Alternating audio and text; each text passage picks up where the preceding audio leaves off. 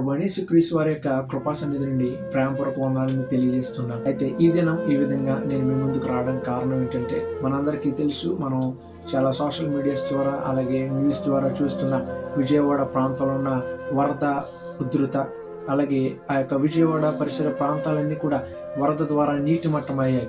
అక్కడున్న ప్రజలందరూ కూడా మరి వారికి ఎటువంటి అవకాశం లేక చాలా ఇబ్బందులు పడుతున్నారు. ఇప్పటికే చాలా మంది అక్కడ ఉన్న వరద బాధితులకు చేయూత అందిస్తూ సహాయాన్ని అందిస్తున్నారు. అయితే ప్రభు వారి యొక్క గొప్ప కృపను బట్టి పెదపూడి మండల పాస్టర్స్ అసోసియేషన్ వారి యొక్క గొప్ప సహకారంతో, వారి యొక్క ఆధ్వర్యంలో నిత్యావసర సరుకులు, అలాగే గ్రాసరీస్, అలాగే వాళ్ళకి కావాల్సిన మెడిసిన్, వాళ్ళకి కావాల్సిన వస్త్రములు ఇవ్వాలని మేము ఆశపడుతున్నాం. విజయవాడ వరద బాధితుల కొరకు మా వంతు సహాయం చేయాలని మేము కూడా ముందుకు వస్తున్నాం.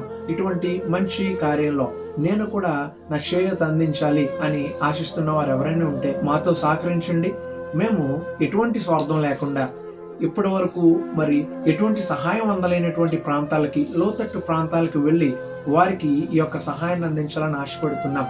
మనం చేసేటువంటి ఒక్కరోజు సహాయం కొన్ని వందల ప్రాణాలను బ్రతికించగలదు, కొన్ని వందల ప్రాణాలకి ఉపశమనాన్ని ఇవ్వగలదు. మీరు మాతో సహకరించాలనుకుంటే మీ వంతు సహాయాన్ని విజయవాడ ప్రజల కొరకు చేద్దాం. ప్రభు యొక్క దైవ దీవెనలు పొందుకుందాం. దేవుడు మిమ్మల్ని దీవించును గాక. ఆమేన్.